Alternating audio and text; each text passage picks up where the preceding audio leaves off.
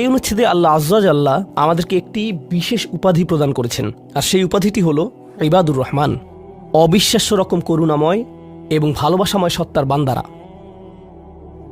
ইমানদারদেরকে আল্লাহর বান্দা হিসেবে অভিহিত করা যেতে পারে, ইমানদারদেরকে শুধুমাত্র ইমানদার হিসেবে অভিহিত করা যায়, আল্লাযীনা আমানু আমাদেরকে মুসলিম বলে অভিহিত করা যায়। আমাদের অনেক উপাধি রয়েছে, আর এই সকল উপাধির মধ্যে আল্লাহ এই সূরাতে বিশেষ এবং অনন্য একটা উপাধি বাছাই করেছেন, সেটা হলো ইবাদুর রহমান। আর এটা কিছু ইঙ্গিত প্রকাশ করছে। প্রথমত, ব্যাকরণগত দৃষ্টিকোণ থেকে ইবাদুর রহমান শব্দ দুটিকে আরবিতে বলা হয় ইদাফা। সরল ভাষায় এর অর্থ হল দুইটি শব্দ একে অপরের সাথে সম্বন্ধযুক্ত। ব্যাকরণগতভাবে দুইটি শব্দ যা একে অপরের সাথে একীভূত হয়ে আছে। আর ব্যাকরণগতভাবে বলা যায় যে মুদাফ এবং মুদাফ ইলাইহির মাঝে কোনো কিছু আসার সুযোগ নেই, তারা অবিচ্ছেদ্য। আল্লাহ এখানে বলতে পারতেন ইবাদুন লির রহমান, আর রহমানের প্রতি নিবেদিত বান্দারা। কিন্তু যেহেতু এই দুইটি শব্দ একে অপরের সাথে এভাবে একীভূত হয়ে আছে, এই বিষয়টি থেকে কিছু তাফসীরকারক অনুপ্রাণিত হয়ে এই মত ব্যক্ত করেছেন যে এটা কিছু মানুষের সাথে আল্লাহর খুবই নিকট সম্পর্ক বর্ণনা করছে। আর অবশ্যই আল্লাহর নামগুলোর প্রত্যেকটিরই নির্দিষ্ট অর্থ রয়েছে, এগুলো আমাদের যে কারোর জন্য নির্দিষ্ট আবেগ অনুভূতি সৃষ্টি করে। তিনি বলতে পারতেন ইবাদুল্লাহ, আল্লাহর বান্দারা, কিন্তু তিনি তার প্রজ্ঞা দিয়ে দুইটি শব্দ চয়ন করেছেন, ইবাদুর রহমান। তো এই আয়াতে আমাদের এবং আল্লাহর সাথে যে সম্পর্ক বর্ণনা করা হয়েছে তা হলো ভালোবাসা, যত্ন এবং করুণার সম্পর্ক। আমাদেরকে আল্লাহর ভালোবাসা, যত্ন এবং করুণার চাদরে জড়িয়ে নেওয়া হয়েছে।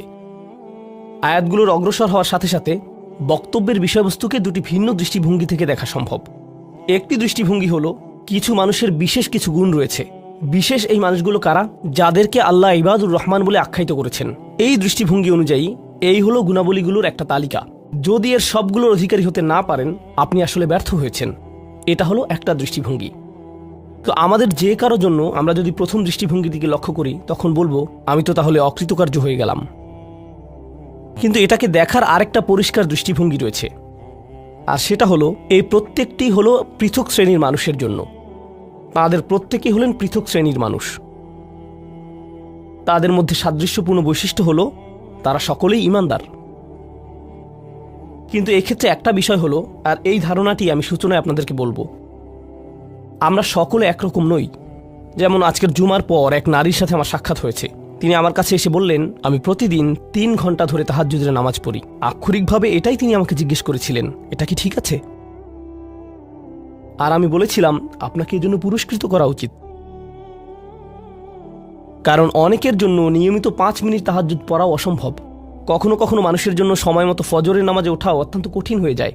আর এই নারী 3 ঘন্টা নামাজ পড়ছেন। আমি বললাম কিসের তাড়নায় আপনি এটা করতে পারছেন? তিনি বললেন কি করব, আমি টিভি দেখব? তার চেয়ে বরং আল্লাহর সাথে কথা বলে সময় কাটাই। এটাই তিনি আমাকে বলেছেন। আমি সম্মানিত বোধ করছি যে তিনি আমার কাছে এসে প্রশ্নটি করেছেন। আমার উচিত ছিল তার কাছ থেকে পরামর্শ নেয়া এমন মানুষের কাছ থেকে যারা আল্লাহর নৈকট্যপ্রাপ্ত। আমি যা বলতে চাচ্ছি তা হলো আমরা সকলে একরকম নই। তিনি যা করেছেন আমি তা করতে পারবো না। আমি সত্য কথা বলছি। এই নারী যা করেন আমি তা করতে সক্ষম নই, আর আমি তার এই যোগ্যতার প্রতি সম্মান জানাই। আল্লাহ এই অভ্যাস বজায় রাখতে তাকে দৃঢ়তা দান করুন। কিন্তু আমরা তো জানি এমন মানুষ রয়েছেন যারা অন্যদেরকে সাহায্য করার ক্ষেত্রে অসাধারণ।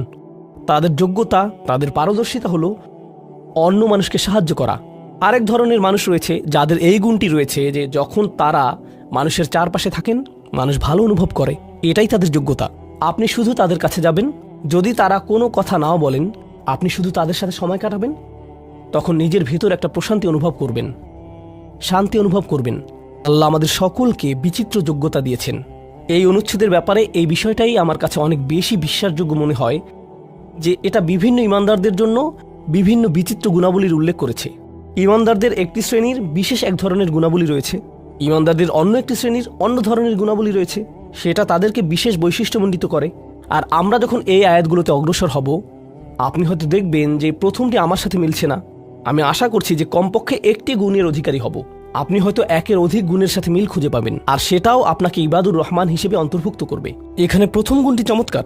হয়তো ভাবতে পারেন যে আল্লাহ তাআলা হয়তো সবচেয়ে নৈকট্যপ্রাপ্ত বান্দাদের দিয়ে শুরু করবেন, যাদেরকে তিনি সবচেয়ে ভালোবাসেন। হয়তো তিনি তাদেরকে দিয়ে শুরু করবেন যারা সবচেয়ে বেশি নামাজ পড়ে, যারা তার উপাসনা সবচেয়ে বেশি করে, যারা আল্লাহর প্রতি আধ্যাত্মিক ধ্যানে সবচেয়ে মগ্ন।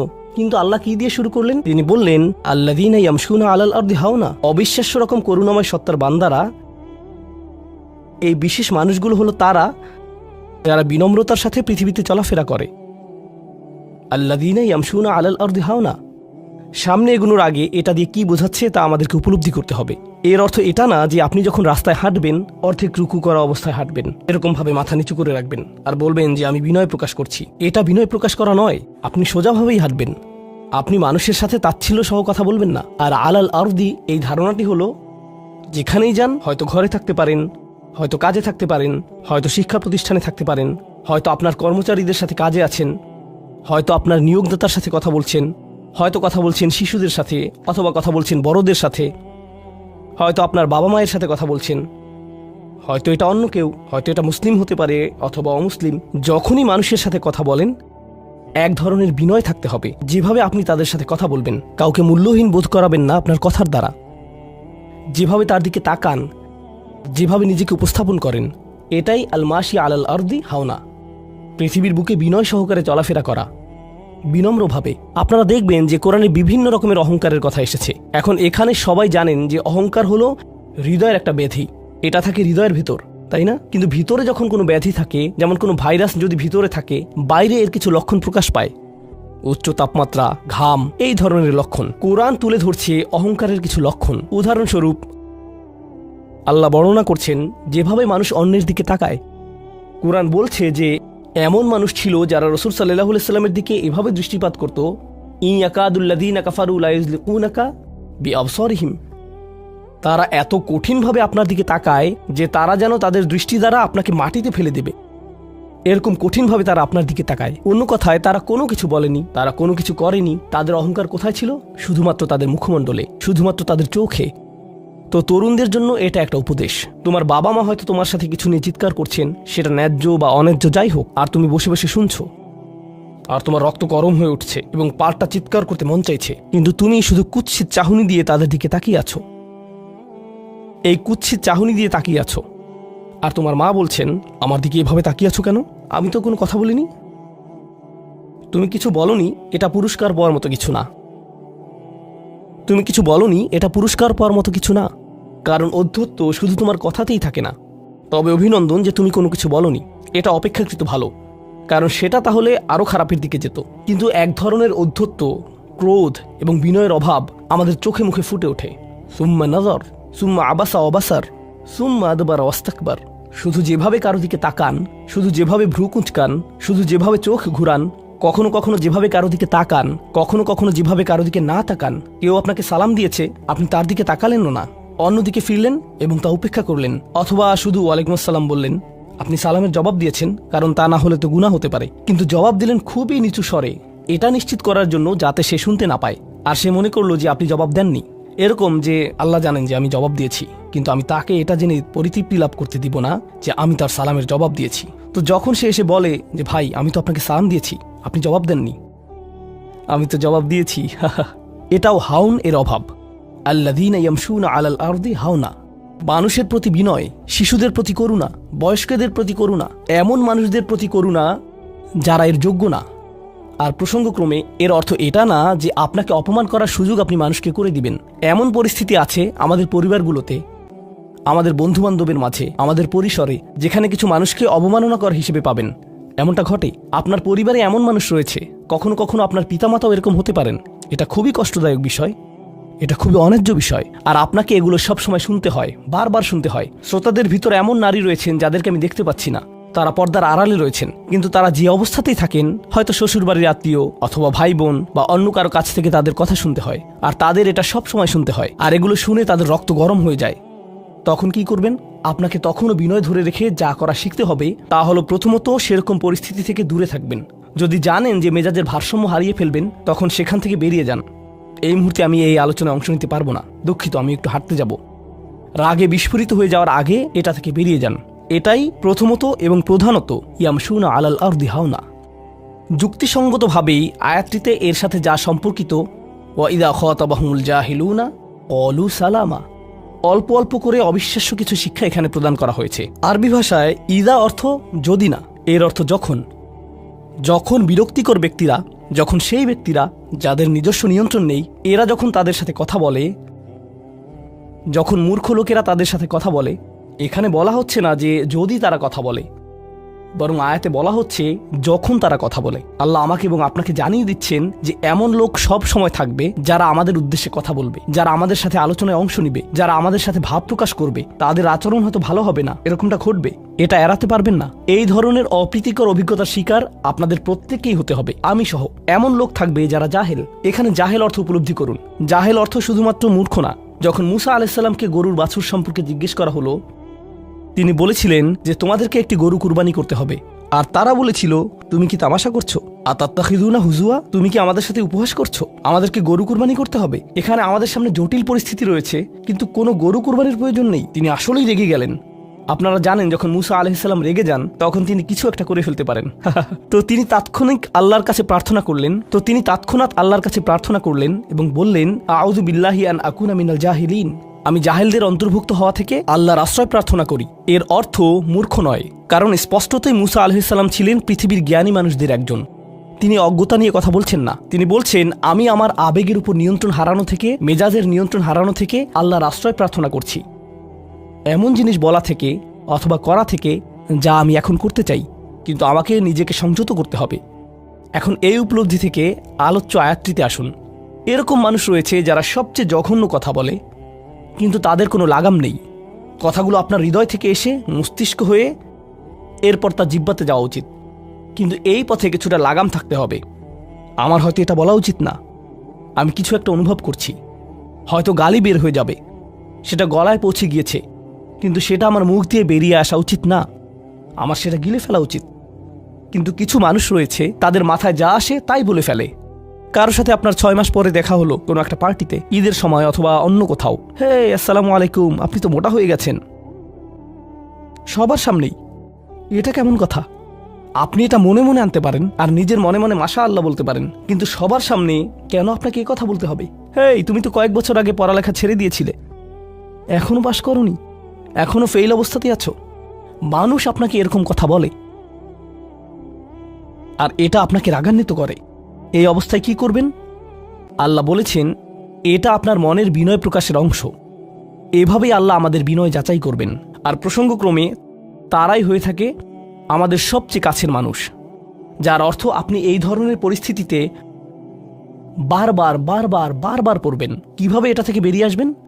আল্লাহ বলছেন, ওয়াইদা খাতাবাহুমুল জাহিলুনা ক্বালু সালামা। এটা দিয়ে কতিপয় জিনিস বোঝায়। আমি এখানে সেই কয়েকটি শিক্ষা নিয়ে আলোচনা করব। যখন এমনটা ঘটবে, আপনার তাৎক্ষণিক প্রতিক্রিয়া হবে শান্তি, ক্বালু সালামা। এটা দ্বারা বিদায়ও বোঝাতে পারে। আপনি বলবেন, সালাম, আমি আর এই আলোচনা চালিয়ে যেতে চাই না, আমি সম্মানজনকভাবে আপনাকে বিদায় জানাবো। ও দাঁড়ান, আমার তো একটা মিটিং আছে। এর বাকি অংশটুকু আপনি মনে মনে বলতে পারেন আল্লাহর সাথে দোয়া করার জন্য, কিন্তু এটা তার কাছে প্রকাশ করার প্রয়োজন নেই। শুধু বলুন যে আমার একটা মিটিং আছে, আর সেখান থেকে চলে আসুন, কারণ আপনি এটা নিতে পারবেন না। তারা সেখান থেকে বেরিয়ে আসে সম্মানজনকভাবে, এটা একটা অর্থ।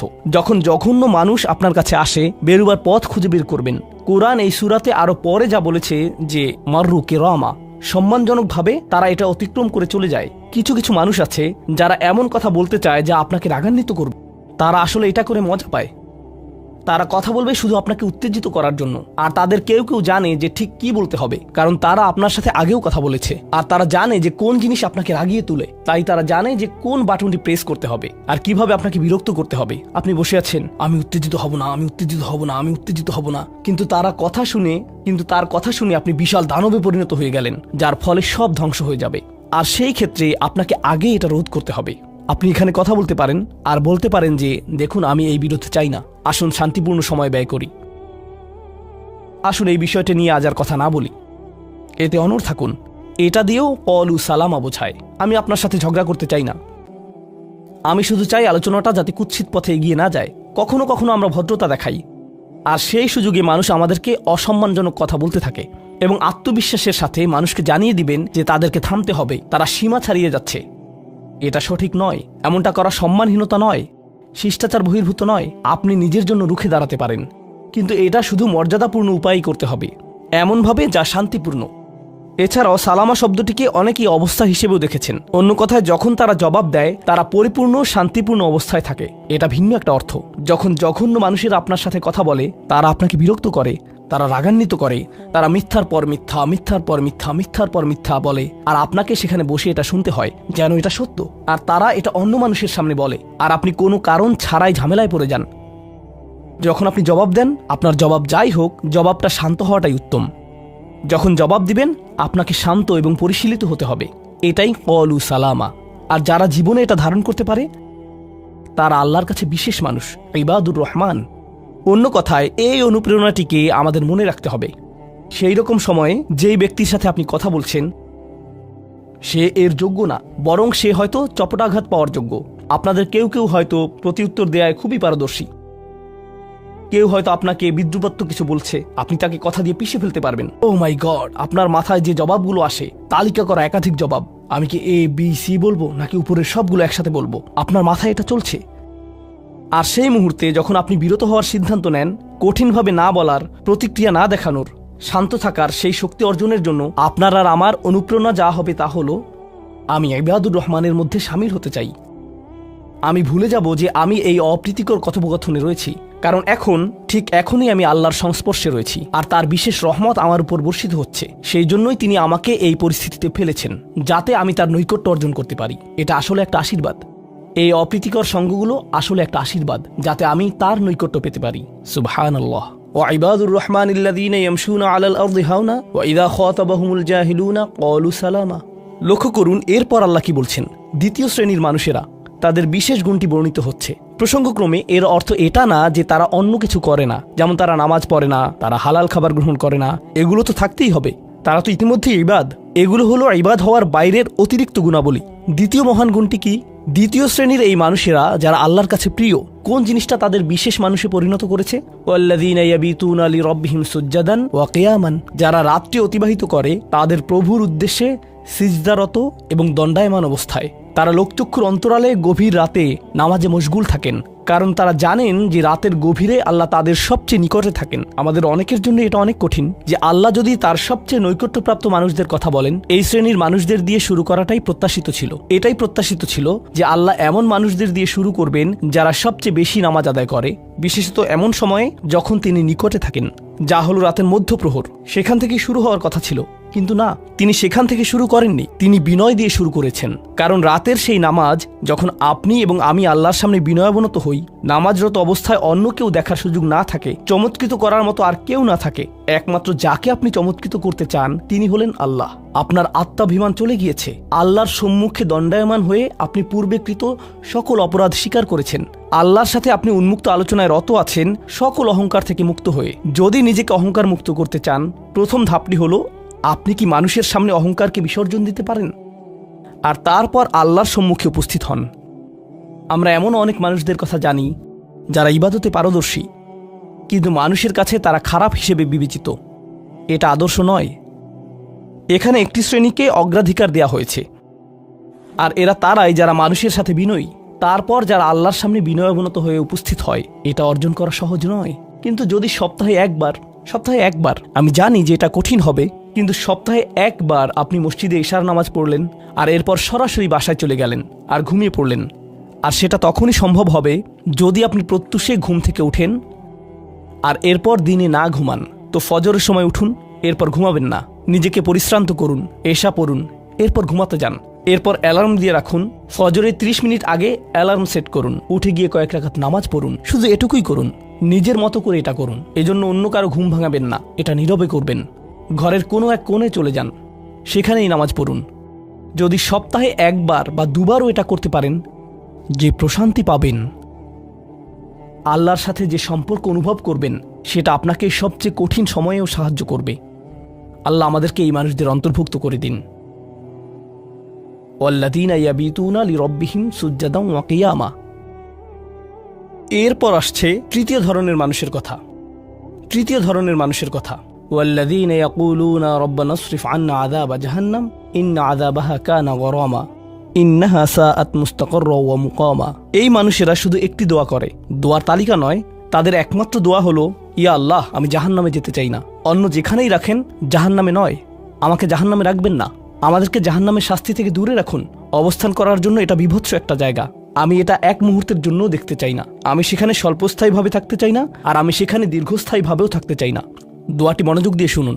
ইন্নাহা সাআত মুস্তাকাররা ওয়া মুকামা। প্রথমত, এটা একটা শাস্তি, এটা বিশাল একটা সাজা। আমি সেখানে স্বল্প মেয়াদের জন্য থাকতে চাই না, আর আমি সেখানে দীর্ঘমেয়াদের জন্যও থাকতে চাই না। কিছু মানুষ রয়েছে যারা সেই একই রোগে আক্রান্ত হয়েছে, উম্মার মধ্যে, মুসলিমদের মধ্যেই একই রোগ যা বনী ইসরাইলেরও ছিল। তারা বলেছিল আল্লাহ আমাদেরকে শাস্তি দিবেন না, ইল্লা আইয়াম মাদুদা, দিলেও কয়েকদিনের জন্য। মুসলিমদের মনোভাবও এমন হয়েছে, তারা বলে আল্লাহ আমাদের শাস্তি দিবেন, কিন্তু তা তো চিরদিনের জন্য না, তাই না? আমরা মুসলিম, একসময় আমরা ঠিকই বেরিয়ে আসব। ঠিক আছে, ভালো, আমি জাহান্নামে যাব, কিন্তু এটা হবে দীর্ঘ সাপ্তাহিক ছুটির মতো, আর তারপর আমার আর সমস্যা নেই। দেখুন আল্লাহর নৈকট্যপ্রাপ্ত মানুষদের দোয়া। তারা আল্লাহকে বলছেন, ও আল্লাহ, আমি জাহান্নামে যেতে চাই না, স্থায়ীভাবে না, অস্থায়ীভাবেও না। আমি স্বীকার করছি যে অবস্থানের জন্য এটা বিভৎস একটা জায়গা, মুস্তাকররান ওয়া মুকামা, শুধু থামার স্থান হোক অথবা চিরকালীন স্থান হোক, আমি এগুলোর কোনোটাই চাই না। এর অনেক অন্তর্নিহিত অর্থ রয়েছে, আমি আপনাদের শুধু একটির কথা বলছি। দেখুন, আপনি এবং আমি কখনোই প্রলুব্ধ হওয়া থেকে বাঁচতে পারবো না। হারাম সবসময় আমাদের সামনে আসবে, আর এটা সবসময় আমাদেরকে আহ্বান করবে। আর শাইতানু ইয়াইদুকুমুল ফাকর, শয়তান তোমাদেরকে দেউলিয়াত্বের প্রতিশ্রুতি দিবে। অন্য কথায়, যখন আপনি হালাল পথে চলবেন, শয়তান আপনাকে প্রতিশ্রুতি দিবে তুমি সুযোগ হারিয়ে ফেলছো, তুমি বঞ্চিত হচ্ছ, সবাই কত মজা করছে, তুমি অনেক মজা করতে পারতে, তুমি আরও অর্থ উপার্জন করতে পারতে, তুমি আরও ইন্দ্রিয় সুখ উপভোগ করতে পারতে। সেই সব সময় আপনার কাছে বিজ্ঞাপন দিতে থাকবে বিকল্প পণ্যের, বিকল্প পন্থার, নিজের কামনাকে চরিতার্থ করার। কিছু যায় আসে না যে কতটুকু কোরআন মুখস্থ করেছেন, কিছুই যায় আসে না যে কি পরিমাণ তাহাজ্জুদ আপনি পড়েছেন, এগুলো কোনোটাতেই আসে যায় না। শয়তান থামবে না। দিন শেষে আপনি তো একজন মানুষই, দিন শেষে কামনা বাসনাগুলো আপনার মাঝে থাকবে, আর শয়তান থামবে না, সে আপনার পেছনে লেগেই থাকবে। শয়তানের একটা কৌশল আল্লাহ বর্ণনা করেছেন, তার মনস্তাত্ত্বিক কৌশলটি হল যায়্যানা লাহুমুশ শাইতানু আমালাহুম। শয়তান তাদের কাজগুলোকে তাদের কাছে আকর্ষণীয় করে দেয়। শয়তান আপনার কাছে আসবে, আপনাকে প্রলুব্ধ করবে, তখন আপনি বলবেন, হ্যাঁ এটা খারাপ, কিন্তু আমি তো অনেক ভালো কাজও করি।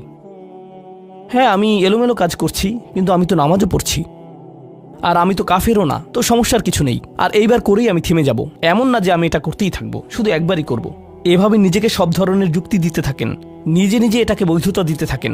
আপনার চিন্তায় এটা এখন আর অতটা খারাপ না। আর তারপর যখন এমন মানুষ চারপাশে থাকেন যাদেরকে বলেন যে এটা তো খারাপ, আর তারপর যখন এমন মানুষের চারপাশে থাকেন যাদেরকে বলেন যে এটা তো খারাপ, তারাও আপনাকে বলে, না ভাই কাম অন, এটা অতটা খারাপ না, থামো তো, এরকম কথা বলো না, না আল্লাহ ওইরকম না, আল্লাহ তোমাকে শাস্তি দিবেন না, কেন এরকম হতাশাজনক কথা বলছো, তুমি অতিরিক্ত চিন্তা করো।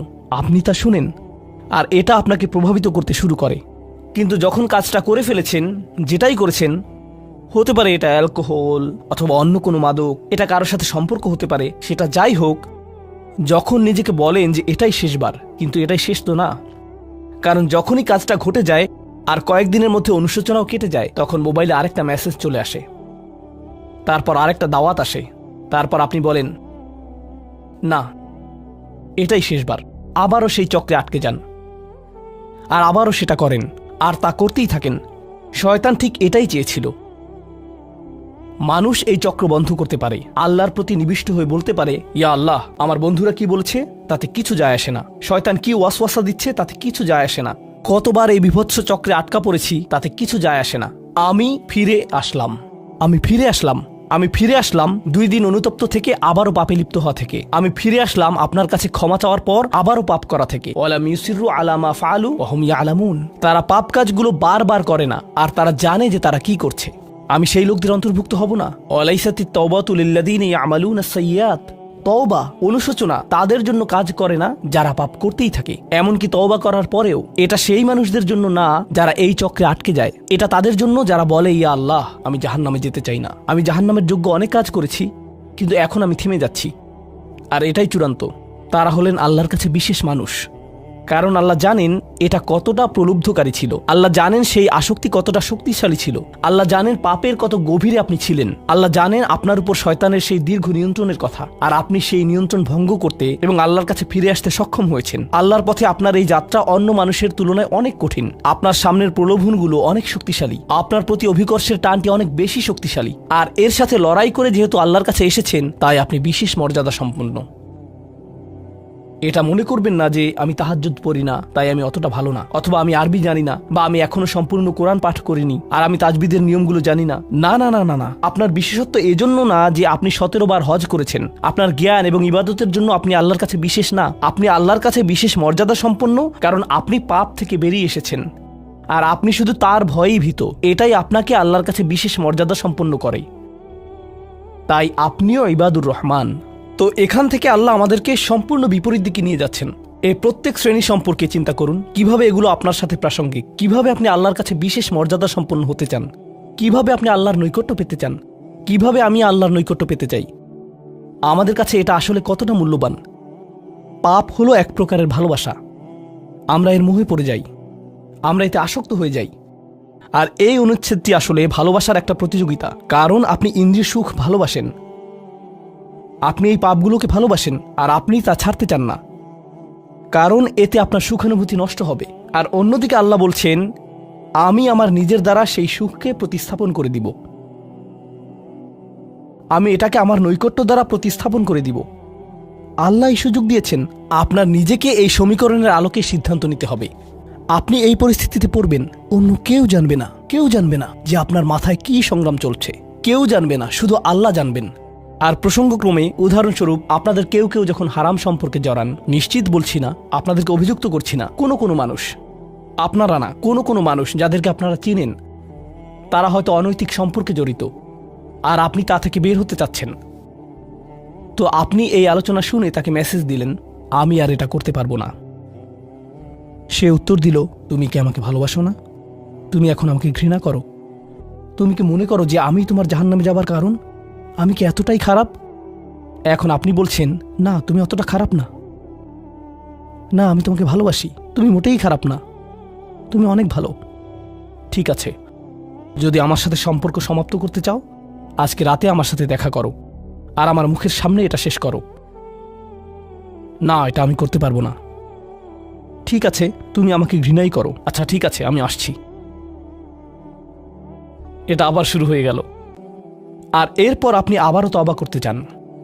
দেখতে পাচ্ছেন, এটা শুধুমাত্র আপনি না, আপনি হয়তো আবেগগতভাবে কোনো কিছুতে জড়িয়ে যেতে পারেন, আর এখন আপনি আবেগগতভাবে ব্ল্যাকমেলের শিকার হচ্ছেন। এর দ্বারা আপনি খারাপ বোধ করবেন। আপনাকে এর বিরুদ্ধে যুদ্ধ করতে হবে, আপনাকে এটা অবদমন করতে হবে, আর আপনাকে উপলব্ধি করতে হবে যে আপনি হয়তো কাউকে হতাশ করছেন, কিন্তু আল্লাহকে সন্তুষ্ট করছেন।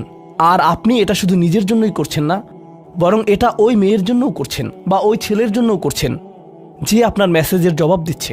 সে আল্লাহর সামনে দাঁড়াবে, এটাও আপনি চান না। আপনি যদি তাকে আসলেই ভালোবাসেন, শুধুমাত্র যদি তাকে কামনা না করেন, বরং তাকে ভালোবাসেন, তাহলে আপনি তাকেও রক্ষা করতে চাইবেন। তো এখন আমরা খুবই অপ্রত্যাশিত স্থানে চলে যাচ্ছি। আল্লাহর কাছে আরও কে বিশেষ মর্যাদা সম্পন্ন? আল্লাযীনা ইযা আনফাকু লাম ইউসরিফু ওয়া লাম ইয়াকতুরু ওয়া কানা বাইনা যালিকা কওয়ামা। এই মানুষেরা যখন তারা অর্থ ব্যয় করে, তারা সকল অর্থ উড়িয়ে দেন না, তারা অতিরিক্ত খরচ করেন না, আর তারা কৃপণও নয়। তারা অনেক বেশি খরচ করেন না, আর তারা অনেক কমও খরচ করেন না। তাদের বাজেট ভারসাম্যপূর্ণ। বাজেটের সাথে আল্লাহর নৈকট্যের সম্পর্ক কি? সম্পর্ক রয়েছে, কারণ আল্লাযীনা ফি আমওয়ালিহিম হাক্কুন মালুম, তাদের অর্থে অন্যদের অধিকার রয়েছে যা সুবিদিত। আপনার পিতামাতার অর্থনৈতিক সহায়তা প্রয়োজন, আপনার সন্তান, আপনার ভাই বোন, আপনার স্ত্রীর প্রয়োজন, এমন অনেক ক্ষেত্র রয়েছে যার জন্য আপনার অর্থ প্রয়োজন। কিন্তু যখন আপনি প্রয়োজনহীন জিনিসে আসক্ত হয়ে পড়েন, আর আপনার অর্থ যখন ব্যয় হয় সিনেমার পর সিনেমা, সিনেমার পর সিনেমায়, সাবস্ক্রিপশনের পর সাবস্ক্রিপশনে, গেমের পর গেম, এরপর গেমে, গাড়ির জন্য নতুন যন্ত্রাংশ কেনার পেছনে, যে চাকা দেখতে উল্টো দিকে ঘূর্ণায়মান, তার প্রয়োজন আপনার নেই। সেগুলো আপনি দেখবেন না যখন আপনি গাড়ি চালাবেন, সেটা অন্য কেউ দেখবে। এগুলো ঘুরবে অন্য কারোর জন্য, আপনার জন্য না। যন্ত্রাংশ অথবা ডিভাইস, আপনি নতুন আইফোন ছাড়াও বেঁচে থাকবেন, এতে কোনো ক্ষতি হবে না। স্যামসাং যদিও কিছুটা বিপজ্জনক, তারপরও অনেক বোনেরা পার্স অথবা ব্যাগের জন্য এমনটা করেন। ও আল্লাহ, এই ব্যাগগুলোর কোনোটার দাম কয়েক লাখ টাকা। বলছি না যে আপনি এগুলোর কোনোটাই কিনতে পারবেন না, কিন্তু আল্লাহ বলছেন ঠিক আছে খরচ করো, কিন্তু অতিরিক্ত খরচ করো না। আপনাদের কারো কারো জন্য আবার সবচেয়ে খুশির বিষয় হলো টাকা ধরে রাখা। আপনি স্ত্রীকে সাথে নিয়ে সুপার শপে গিয়েছেন, তিনি এক প্যাকেট দুধ নিলেন। আমাদেরকে এত বেশি দুধ প্রয়োজন, ছোট প্যাকেট নিতে পারো না? ডিসকাউন্টের জন্য অপেক্ষা করতে পারো না? এটা দুধ, এটা ডিম, এগুলো নিয়ে কৃপণতা না করলে হয় না? এমন মানুষ রয়েছে যারা প্রাপ্য মানুষদের টাকা ধরে রাখে। আপনার সন্তানদের অর্থ প্রয়োজন, তাদের চলার জন্য কিছুটা পকেট খরচ প্রয়োজন, আপনার স্ত্রীর কিছুটা অর্থ প্রয়োজন। যদি তিনি গৃহ ব্যবস্থাপনার দায়িত্বে থাকেন আর তিনি নিজে উপার্জন না করেন, আর তিনি আপনার কাছে বলেন আমি কি 500 টাকা পেতে পারি? কিসের জন্য তোমার টাকা প্রয়োজন? আমাকে সম্পূর্ণ প্রতিবেদন প্রদান করবে। সকল রিসিট দেখাবে। দাঁড়ান, 1 মিনিট থামুন। এটা লাম ইয়াকতুরু, এটা আপনার জন্য চ্যালেঞ্জ হতে পারে। আপনি যদি আল্লাহর নৈকট্য লাভ করতে চান, আপনার পরিবারের খাবারের প্রসঙ্গ আসলে তাদেরকে জঞ্জালের মতো বিবেচনা করবেন না। আপনার জন্য সর্বোত্তম খরচের খাত হলো আপনার পরিবার। নিজের পরিবারের সাথে এরকম খারাপ আচরণ করবেন না, কিন্তু অতিরিক্ত খরচও করবেন না। অন্যরা এমন আছে যারা টাকা উড়ায়। আল্লাহ হয়তো আপনাকে কিছুটা অর্থ দিয়েছেন, আর আপনি আপনার 16 বছরের সন্তানকে BMW কিনে দিলেন যাতে সে রাস্তার পাশে লাগিয়ে দিয়ে অ্যাক্সিডেন্ট করতে পারে, আর তারপর তাকে আরেকটা কিনে দিলেন। না না না, আপনি এমনটাও করতে পারবেন না। লাম ইউসরিফু ওয়া লাম ইয়াকতুরু ওয়া কানা বাইনা যালিকা কওয়ামা। তারা একটি ন্যায্য ভারসাম্যপূর্ণ পন্থা অবলম্বন করে এই দুই অবস্থার মাঝে অবস্থানের জন্য। পরবর্তী গুণটি আমার প্রিয়, মনোযোগ দিয়ে শুনুন। এরা সবাই একটি শ্রেণী। ওয়াল্লাযীনা লা ইয়াদউনা মা'আল্লাহি ইলাহান আখার ওয়া লা ইয়াকতুলুনা আন-নাফসা আল্লাতী হারামাল্লাহু ইল্লা বিল হক ওয়া লা ইয়াজনুন ওয়া মান ইয়াফআল যালিকা ইয়ালকা আসামা।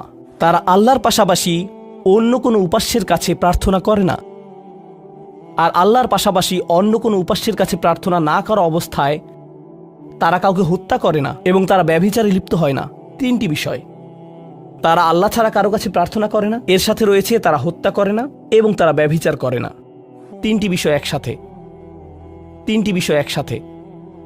এটা তো অসাধারণ কোনো অর্জন নয়। কেউ বলতে পারে যে হ্যাঁ, আমি তো তালিকায় এসে পড়েছি, আমি কাউকে হত্যা করিনি। কিন্তু জানেন কেন এটা বৈশিষ্ট্য সূচক? কারণ এই বিষয়গুলো খুবই প্রাথমিক স্তরের, তাই না? অন্য অনেক কবিরা গুনাহ রয়েছে, কিন্তু আল্লাহ বলছেন যে তোমরা আল্লাহর কাছে বিশেষ মর্যাদার অধিকারী হতে পারবে যদি তোমরা শুধু এটুকু করো। কেন এটা বিশেষ মর্যাদাপূর্ণ? মক্কার মানুষদের কথা চিন্তা করুন, সেই সমাজের কথা চিন্তা করুন যার মাঝে কোরআন এসেছিল। সেই মানুষগুলো হাজার বছর ধরে শিরকে লিপ্ত ছিল। হত্যা তাদের কাছে সাধারণ বিষয়ে পরিণত হয়েছিল। জিনা কোনো বিষয়ই ছিল না। আর এগুলো বড় বিষয় ছিল না তাদের পূর্বপুরুষ অথবা তাদের পূর্বপুরুষ অথবা তাদের পূর্বপুরুষের কাছে। এগুলো ছিল জীবনেরই অংশ। জীবন ছিল গ্যাংস্টারের মতো। আর যখন তারা এই সকল কিছু ছেড়ে আল্লাহর কাছে আসলো, তাদের পরিবারকে বলেছিল যে ও, তুমি তো এখন মুসলিম, কংগ্রাচুলেশনস। তাদেরকে সকল ধরনের বিভৎস অভিজ্ঞতার সম্মুখীন হতে হয়েছিল, তাদের প্রিয় মানুষদের কাছ থেকে, তাদের সমাজ থেকে, তাদের বন্ধু বান্ধবদের কাছ থেকে, কারণ তারা সেই অপরাধগুলো ত্যাগ করেছিলেন, তাই না?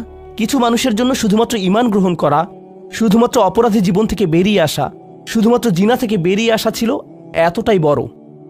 আপনারা যারা সম্মানিত পরিবারে বেড়ে উঠেছেন, পরিশুদ্ধ পরিবেশের মাঝে ছিলেন, আপনার জন্য সেই ধরনের বিপত্তিতে না পড়াটা সহজ, অথবা সহজতর।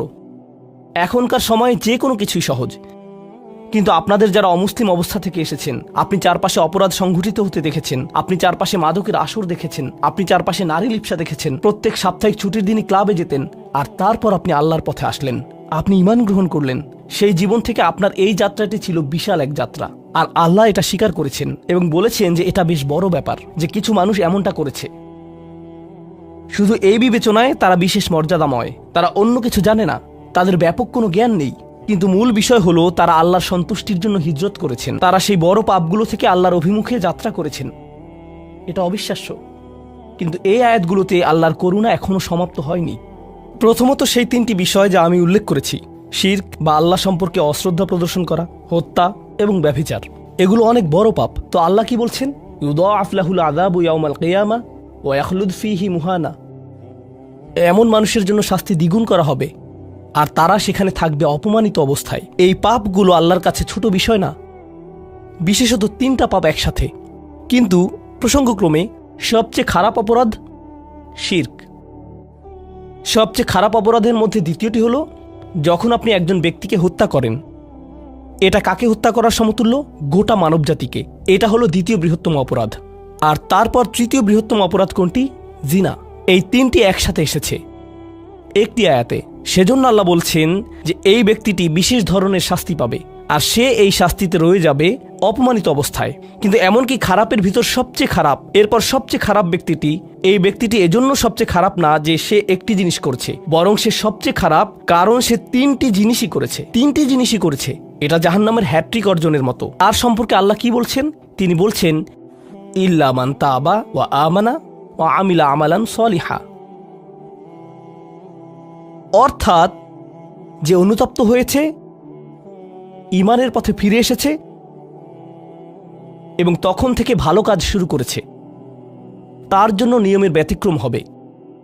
এটা উপলব্ধি করাটা গুরুত্বপূর্ণ। আল্লাহ বর্ণনা করছেন নিকৃষ্টের মধ্যে নিকৃষ্ট, তার চেয়েও নিকৃষ্ট। আর তারপর বলেছেন এমনকি সেই ব্যক্তির ক্ষেত্রেও যদি সে আমার কাছে ফিরে আসে আমি তাকে শাস্তিতে নিক্ষেপ করব না। কিন্তু এতটুকু যথেষ্ট না। আমরা কথা বলছি ইবাদ আর রহমানের ব্যাপারে, যিনি অবিশ্বাস্য রকমের করুণাময় সত্তা। তো তিনি তাদেরকে শুধুমাত্র জাহান্নাম থেকে রক্ষা করেই ক্ষান্ত হবেন না, তিনি আরও কি করবেন? ফাউলাইকা ইউবাদদিলুল্লাহু সাইয়্যাতিহিম হাসানাত, সেই মানুষগুলোর মহাপাপগুলোকে প্রতিস্থাপিত করবেন। আর আমি আপনাদেরকে মনে করিয়ে দিচ্ছি সেই পাপগুলো কি? শিরক। ইন্নাশ শিরকা লাযুলমুন আযীম, হত্যা। কাআন্নামা কাতালান নাসা জামিআ, সে যেন গোটা মানবজাতিকে হত্যা করলো। এবং জিনা, ব্যভিচার, সবচেয়ে বড় পাপ এগুলো। আল্লাহ বলছেন যে পাহাড় সমান তাদের এই সমগ্র পাপ কাজগুলোকে আমি প্রতিস্থাপন করে দিব ভালো কাজ দিয়ে। কিন্তু তারা এখনো কোনো ভালো কাজ করেনি, তারা এখনো নামাজ পড়েনি, তারা এখনো ইবাদত করেনি, তারা এখনো হজ করেনি, তারা এখনো দান করেনি। তারা মূলত যা করেছে তা হলো অনুতপ্ত হয়েছে। আর এখন থেকে তারা ভালো কাজ করবে। আল্লাহর জন্য এতটুকুই যথেষ্ট। তাদের পাহাড় সম পাপগুলো নিবেন যা তাদেরকে চিরকাল জাহান্নামে নিক্ষেপ করতে অপমানিত অবস্থায়, আর তিনি এই পাহাড় সম পাপগুলোকে নিয়ে পাহাড় সম ভালো কাজে পরিবর্তিত করে দিবেন। এটাই আল্লাহ করবেন তাওবাকারীদের জন্য। আপনিও বিশেষ মর্যাদার অধিকারী হবেন। শুধু তাওবা করুন। তো আপনি যখন বসে বসে এটা শুনছেন আর ভাবছেন আমি তো বেশ বড় ভুল করে ফেলেছি, এখানে হয়তো এমন কেউ বসে আছে যিনি কাউকে হত্যা করেছেন, এরপর জেলে গিয়েছেন এবং মুক্তি পেয়েছেন। কিভাবে আল্লাহ আমাকে ক্ষমা করবেন? আপনাদের কেউ কেউ হয়তো ব্যভিচারের ভুল করে ফেলেছেন, আল্লাহ আপনাদেরকে রক্ষা করুন। আপনাদের কেউ কেউ হয়তো সেই পথে অগ্রসর হচ্ছেন, আপনাদের কেউ কেউ হয়তো শিরক করেছেন। সকল ধরনের অপরাধ সংঘটিত হচ্ছে আর মানুষ সকল ধরনের অপরাধে লিপ্ত হচ্ছে। আপনি যদি তওবা করেন এবং আল্লাহর কাছে ফিরে আসেন, এই সকল অপরাধ শেষ হয়ে যাবে। কিন্তু এরপর আপনাকে ভালো পথে চলতে হবে। ওয়া আমিলা আমালান সলিহা ফাউলাইকা ইউবাদদিলুল্লাহু সাইয়্যাতিহিম হাসানাত। অন্য কথায়, যখন আপনি আল্লাহর কাছে ফিরে আসবেন, এটা প্রকৃত অর্থেই প্রত্যাবর্তন হতে হবে, এটা কৃত্রিম হতে পারবে না। ওয়া কানাল্লাহু গফুরুর রহিমা, আর আল্লাহ সর্বদাই ক্ষমাশীল, অতিমাত্রায় ক্ষমাশীল, সর্বদা প্রেমময়, যত্নশীল এবং করুণাময়। আমার সময় ফুরিয়ে যাচ্ছে, কিন্তু আপনাদের সাথে আরও কয়েকটা বিষয় শেয়ার করতে চাই। আসুন এই তালিকাটা প্রথমে শেষ করি, এটা শেষের দিকে। কেউ বলতে পারে যে আমি শিরক করিনি, আমি হত্যা করিনি, আমি জিনাও করিনি, আমি শুধু ছোট বিষয়গুলো করেছি। যেমন আমি ফজরের নামাজ পড়িনি, একদিন ফ্রিজ থেকে আমার ভাইয়ের চকলেট মিল্ক চুরি করে খেয়েছি, বেশ কয়েকবার বাবার সাথে চড়া মেজাজে কথা বলেছি, আরেকদিন একটা পার্টিতে কিছুটা গীবত করে ফেলেছি। কিন্তু আমি হত্যা করিনি। এই তওবা তো আসলেই খারাপ অপরাধীদের জন্য। তাহলে আমার কি হবে? সাধারণ পাপীদের কি হবে? বাকি আমরা যারা রয়েছি, কারণ তারা হলো উঁচু স্তরের পাপী, তাই না? তো পরবর্তী আয়াত বলছে, তোমরা বাকি যারা রয়েছ, ওয়ামান তাবা, যেই তাওবা করেছে, যে কোনো ধরনের তাওবা, আমিলা সলিহান, সৎ কাজ করেছে, ফাইন্নাহু ইয়াতুবু ইলাল্লাহি মাতাবা, তো যখন সে আল্লাহর কাছে ফিরে আসে আন্তরিকভাবে, অনুতপ্ত হয়ে, আল্লাহ সেটাও স্বীকার করেন। না না না, কারণ আমার পাহাড় সম পাপ প্রয়োজন, এটাকে পাহাড় সম পুণ্যে রূপান্তরিত করার জন্য, এটাকে পাহাড় সম পুণ্যে রূপান্তরিত করার জন্য এমন প্রয়োজন নেই। যেই পাপেই লিপ্ত থাকেন না কেন, শুধু তওবা করুন। ফাইন্নাহু ইয়াতুবু ইলাল্লাহি মাতাবা ওয়াল্লাযীনা লা ইয়াশহাদুনা যুর, এমন মানুষ যারা অন্যায়ের সাক্ষ্য হয় না। এর অর্থ হলো তারা সহ্য করে না যখন কোনো অন্যায় সংঘটিত হয়। এই মানুষগুলো আল্লাহর কাছে মর্যাদা সম্পন্ন, কারণ তাদের পরিসরে কেউ যখন মানসিকভাবে নির্যাতনের শিকার হয়, কেউ যখন অর্থনৈতিকভাবে নির্যাতনের শিকার হয়, তাদের পরিবারে, ধরুন দুই ভাই মিলে কোনো ব্যবসা করে আর তাদের একজন সকল অর্থ আত্মসাৎ করে অন্যজনকে বঞ্চিত করে, যার ফলে আদালতে গিয়ে এখন একে অপরের বিরুদ্ধে অবতীর্ণ। সেখানে আপনার হয়তো কোনো এক পক্ষের সাথে সম্পর্ক রয়েছে, আপনি নিশ্চুপ দাঁড়িয়ে থেকে অন্যায় হতে দিবেন না। আপনি এটা হতে দিবেন না। যদি এটা আপনার নিজের বাবার বিরুদ্ধেও যায়, যদি এটা আপনার স্বামী, স্ত্রী বা সন্তানদের বিরুদ্ধেও যায়, আপনি অলসভাবে দাঁড়িয়ে থেকে অন্যায়কে সহ্য করবেন না, আপনি প্রতিবাদ করবেন। কমপক্ষে এর নীরব অংশীদার হবেন না, আপনি সে স্থান ত্যাগ করবেন। এর সাথে আমার কোনো সম্পর্ক নেই, আমি এর অংশ হতে চাই না। লা ইয়াশহাদুনা যুর, এর আরেকটা অর্থ হলো তারা মিথ্যা সাক্ষ্য প্রদান করে না। কখনো আপনার উপর চাপ থাকে এমন মানুষের পক্ষ অবলম্বন করার জন্য যারা অন্যায়কারী। আপনি জানেন যে তারা অন্যায়কারী, কিন্তু তারা বলে পরিবার আগে ভাই, অথবা বন্ধুত্ব সবার আগে। আর আপনি যদি এটা করেন, যদি আপনার আনুগত্য ভুল স্থানে প্রদান করেন, এটা জেনে শুনে যে আপনি ভুল, তাহলে এটা লা ইয়াশহাদুনা যুর এর লঙ্ঘন। আয়াতটির দ্বিতীয় অংশ ওয়া ইযা মাররু বিল্লাগwi মাররু কিরামা, এটাও অসাধারণ। এই আয়াতে আল্লাহর কাছে আপনাকে অসাধারণ বানিয়েছে কোনটি? আপনি একটা আসরে রয়েছেন, বন্ধুরা সবাই ঘুরে বেড়াচ্ছে, অথবা আপনি হয়তো কোনো হোয়াটসঅ্যাপ গ্রুপে আছেন। আজকাল যোগাযোগের বিভিন্ন মাধ্যম রয়েছে, আর এই সকল যোগাযোগের মাঝে মানুষ যুক্তিহীন কথা বলে থাকে। মানুষ একে অপরের বিরুদ্ধে গীবত করে, তারা একে অপরের প্রতি বিদ্রূপ করে, তারা একে অপরের সময় নষ্ট করে। আর আপনি এর সাথে কোনো সম্পর্ক রাখতে চান না, তো আপনি কি করবেন? আপনি আসরটি ত্যাগ করবেন।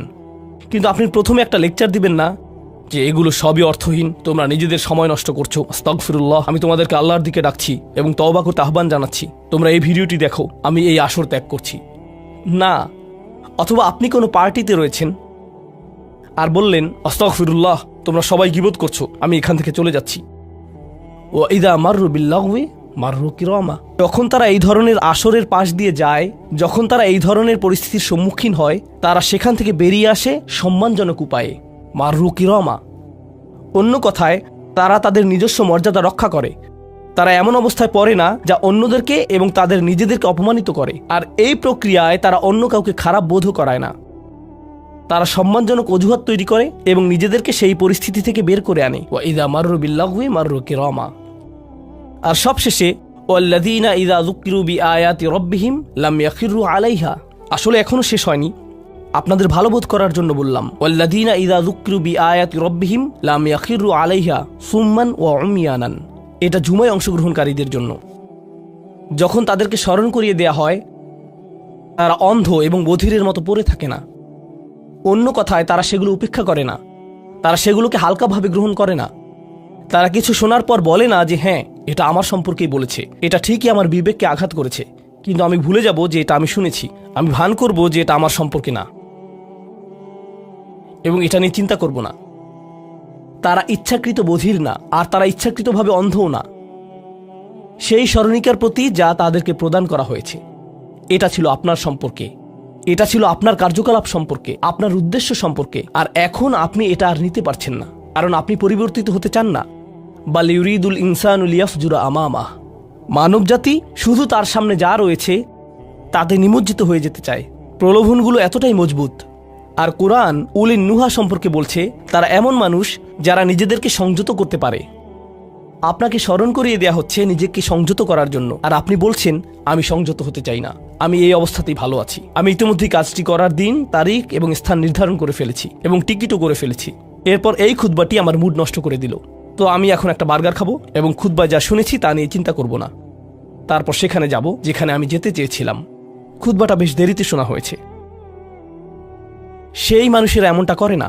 যখন কোনো স্মরণিকা শ্রবণ করে, নিজেদের উপর এর প্রভাব পড়তে দেয়, তারা এটাকে পরিবর্তন ঘটানোর সুযোগ দেয়। এটাই তাদেরকে আল্লাহর কাছে বিশেষ মানুষে পরিণত করে। প্রসঙ্গক্রমে, কখনো কখনো আপনার ভিতরে ঘটে যাওয়া সেই পরিবর্তন অন্য কেউ দেখে না, অন্য কেউ জানে না সেই পাপ সম্পর্কে যার দিকে আপনি অগ্রসর হচ্ছিলেন। সেটা শুধুই আপনি এবং আল্লাহর মাঝে সীমাবদ্ধ। আর আল্লাহ আপনাকে তার ইবাদ হিসেবে গণ্য করেন, কারণ আপনি সেই পরিবর্তন ঘটিয়েছেন। তো এখন যেহেতু আমরা সমাপ্তির দিকে যাচ্ছি, এটাই এখানে বর্ণিত শেষ গুণ। এই মানুষেরা শুধুমাত্র নিজেদের নিয়ে উদ্বিগ্ন না, বরং তারা তাদের পরিবার নিয়ে উদ্বিগ্ন।